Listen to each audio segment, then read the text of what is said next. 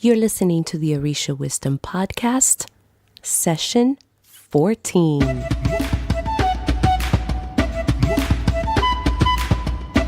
Welcome to the Orisha Wisdom Podcast, where positivity and spirituality create an enhanced life's journey with the wisdom of Ifa and Orisha. I am your host, Iya Omileti Olubumi.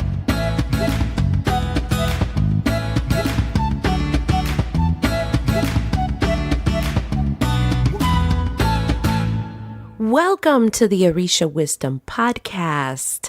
I know. I've been a little MIA, little hiatus, but we have had 2 graduations and one of them went to college. So it's been a good hiatus, but we are back.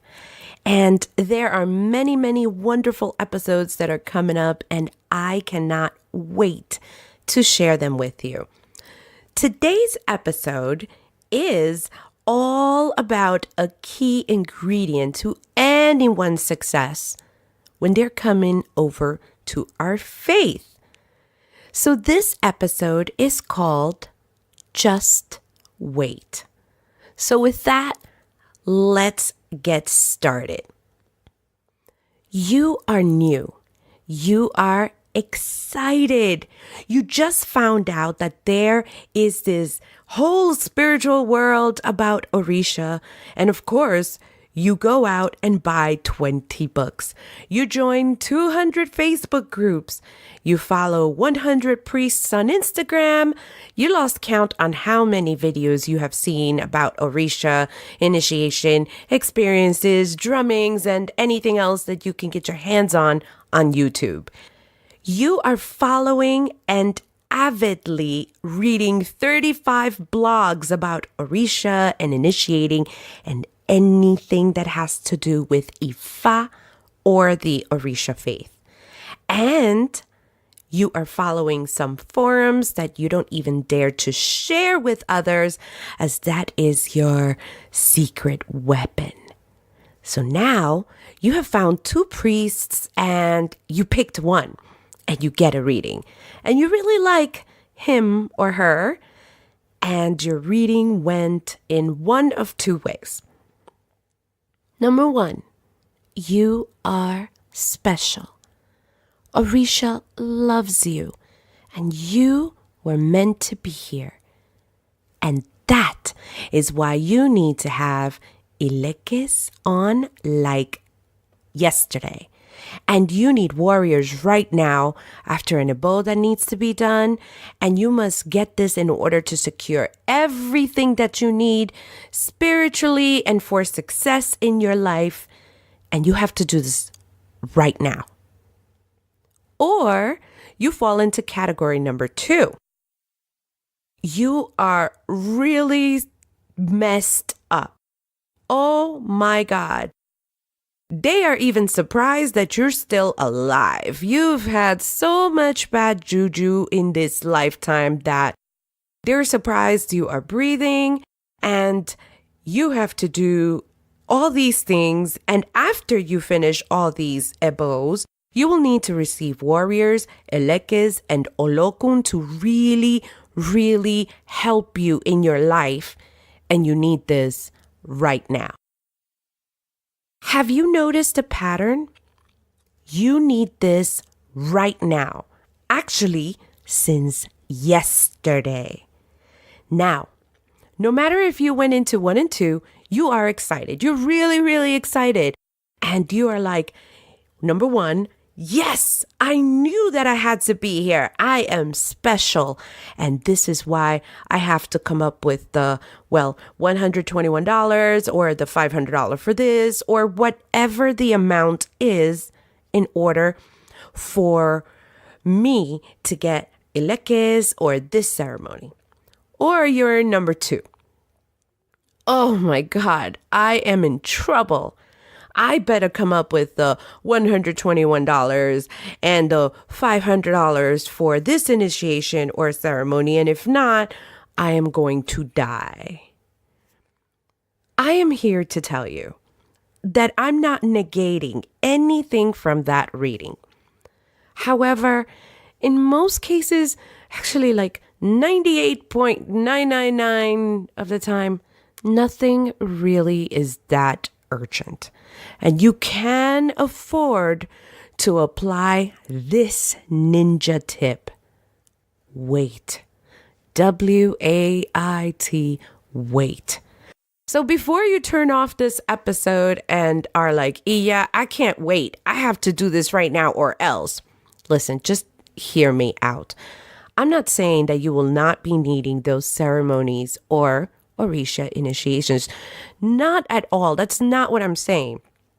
What I am saying is that if you wait, you will move about a lot smarter in our community waters with a lot less trouble along the way. Let me explain, and I am going to explain in a format of imagine this. So picture everything that I'm saying as though this is you. You are still excited. Great. Now, you got a reading that says that you need warriors, elekes, and the hand of Orunmila, as well as 3 ebos that need to be done due to your current situation in life. You're like, okay. Now you go home and you are all excited about all of the spiritual possibility and your hidden gifts and all of those wonderful things that were covered in the reading, and you are overwhelmed on all of the information that you got. You first have, of course, to do the ebos. That's important because that has to do with the right now. So let's say that all 3 of them, the total is, I don't know, $121. $121. Okay. Then, now that you're done with that, the priest tells you that you need to really, really hurry to get your elekes, your warriors, and the hand of Orunmila. So now you're going to do the math in your head. These are just some figures. So $350 for warriors, $121 for elekes, and $1,200 for the hand of Orunmila. So you do the math, and you have to come up with $1,671. I did the math. And it takes you 6 months to put this money together. Because, of course, we don't have $1,671 just laying around. Then you get your white clothes for these days, so you buy them and you get them together. And what does this mean for you? You're on your way to your spiritual haven, right? You got your ebos done. Yay. And now you're getting your spiritual done, right? Double yay. And you're ready, right? You are ready to get going with your priest. Are you really ready to commit your allegiance, your love, and support to that priest as your guide? I mean, just think about this for a moment. When a person puts those elekes around you, this means that they are committing to you and you are committing to them. They are now the person that you will call godparent. You are committing to follow their rules, their teaching style, their lineage's tradition. It might be a lot of wonderful beginning experiences. They are helping you get this and that in the beginning. They are answering your questions. They call you back, and everything is wonderful in the land of spiritual lovely. And then some time passes. Life happens. Then you attend an event late, or you make a mishap, or there's a newer person in the spiritual house and you're kind of put off to the side, or there is a misunderstanding, or you want to learn about something and conflict, it just brings trouble. So what happens? Depending on your godparent, you might either get a compassionate response or you might get something called a multa. It's a type of penance, usually comes with public embarrassment and monetary penance. It's like a fine, and it usually comes together. As the years are passing by, you have your ilekis, your warriors, your hand of Orumila.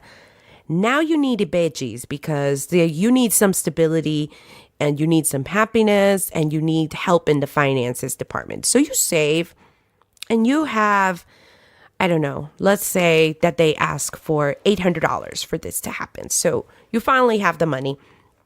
You get your ceremony done. You have the ibejis in your house and you're happy for a while. And you then begin to wonder, okay, when will this money start coming in? And you start asking questions. You are either getting great responses from your godparent or not. Some godparents still rule under this thinking. Open your eyes and ears and shut your mouth. If you are not under the wonderful godparent who's going to respond every 2 seconds, which happens a lot, then how do you get your answer? Of course, you're going to go and buy more books because this book is going to give you exactly what you need. And then you go back to your 200 Facebook groups and every friend that you have, and you're going to start bombarding them with the questions so that you can try to get an average of the responses to see if that is the right response. But now you are breaking rules that you're not supposed to get answers from your 200 Facebook groups and from 500 books. You're only supposed to be getting answers from your godparent. Now you begin to hide your online and spiritual clandestine activities from your godparent, which will begin to get you into trouble. You still like your godparent. Why not? They were helping you from the beginning, right? Well, it's been a few years now. You have spent a few $1,000s on all of those ceremonies that you just had to have in the beginning, and a few others, not counting all of the readings that you've had to do and all the abos that come with it. Now you're feeling the heat to get your head marked so that you can make ocha and become a priest. You're back to the wonder feeling. I mean, who wouldn't? You're like, oh my God, this is finally here. I'm going to make ocha. I'm going to be a priest. You are special. You're going to make it. This is exactly what you wanted all those years ago. So you start gathering the $12,000 that you are going to need. This is what you were asked to gather for your ocha. And you're like, oh my goodness, how am I going to gather this money? But you start little by little. You stop drinking coffee, you stop going to the gym, and you put those $50 aside, and you start cutting here, and you borrow 500 from here, and you get a birthday money, and you put it all in a jar. And it takes you a few years to get your funds together, and you make your ocha. Then you find out that your godparent begins to treat you a little differently. You kind of become the laughing stock. You didn't do this right. You didn't do ballet quickly enough. You didn't do this. You should have known this. So public humiliation just starts. And you hear some of the elders talking, well, this is how we teach our yawos. You don't want to be treated this way, but hey, maybe this is the way the things are done. Month 1 is hard for you, and you feel isolated. It's hard. You are dressing all in white. You have no hair, and you're just wondering, when is this going to happen for me? But okay. Month number 2 is a bit better, but you feel very alone. At this point, your family treats you like you're dead since you're now with the devil worshipping according to them. By month 3, you've had a down and out with the stress of making ocha and everything else. It just comes crushing down. This doesn't help your relationship with your godparent. And now more than half of the egbe is not speaking with you, and you feel truly alone. You keep going because you're a priest now, so you have no choice. You've done this. You've crossed this threshold. You don't know what to do with the things that you have, but you have them and you're a priest. You really don't know how to cast to Eshu in a way that you can really, truly get answers of what is going on. And now you have a bunch of other things. You have Ibejis, you have all of those Orishas that you have to take care of. You have no idea what to do with them, and you're still dressing in white.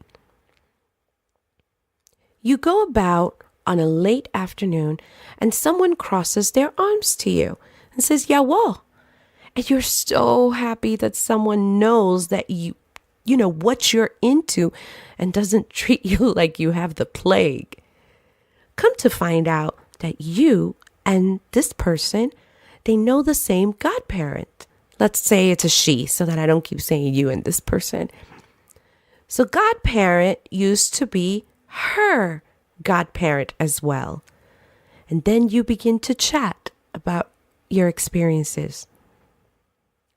Your face pretty much falls when she tells you her story, because it is like she's saying your story, but it's really hers. Godparent did not teach much, was super encouraging in the beginning, very nurturing, very there, and then it just kind of fizzled out. And after Ocha and major initiations, she tells you that it just kind of went downhill. She tells you something that strikes a chord. If there is anything that she would have done different, would have been that she would have waited before committing to godparent or anything. She tells you, I would have loved to have just met other godparent possibilities before going out there and rushing. I would have just waited and attended different events to see different lineages. I would have just waited to make sure that this was really for me. I gave you the story of many priests that I have known over the years. This story that I said is not unique. Many folks go through it, and they go through it hard and rough because they are rushing. There are many priests that don't even want to go to a community drumming. They are alone, and now they want to be left alone so that they don't run into what a lot of them say, this crazy community, the crazy in our community. Our community is very beautiful, and it's rich in culture. But just like anything, there is the good, the bad, and the ugly. If you rush, then you are not going to be making a sound choice. And many times the saying is true. All that glitters isn't gold. It just isn't. Your journey can be made much easier if you wait. You can wait to see if this person is good for you, if you like what you see. Once the excitement of the beginning, the first readings, and oh my God, can this really be for me? You can kind of see if this is really where you want to be. No one wants to take away your excitement. I do not want to take away your excitement, your love for Orisha, your, oh my God, I want to get to the original Wakanda roots right now. However, if you wait, you can make more sound decisions. Remember, when in question, just wait. When in excitement, just wait.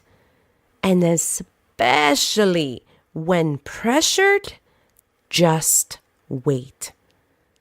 Like Lisa Nichols says, you have to flex your know like you know muscles.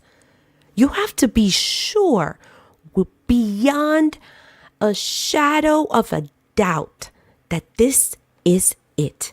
And this is the person to take you there. That this is not being shadowed by the excitement and all of those, excitement hormones that are out there. Put this one technique into play, and you will have a great journey. This podcast is to encourage, to steer, especially the new folks, in the right place. And even to the existing priests who may have lost their godparents and now they are trying to get a certain Orisha or get a certain initiation. Wait, because that is still a commitment. And really, when in question, when in excitement, just wait so that you can have a phenomenal spiritual journey. We've reached the end of this episode. Thank you so much for listening. For show notes, go to www.orishawisdom.com/session 14. If you want to binge on many more episodes, then go to www.orishawisdom.com/podcast. And if you are experiencing the excitement and, oh my God, I want to be here, we also have a Facebook group called the Orisha Wisdom Community, and we'd love to have you there to discuss your experiences, your journey, and to support you. May the elevated ancestors and all Orisha bless you immensely. Until next time, Odabo! Thank you for listening to the Orisha Wisdom Podcast. Be sure to check out the show notes at orishawisdom.com/podcast. Can't get enough of Orisha Wisdom? Check us out at orishawisdom.com and subscribe to our community. Remember, the wisdom of Ifa and Orisha is all around us. Be blessed, and until next time.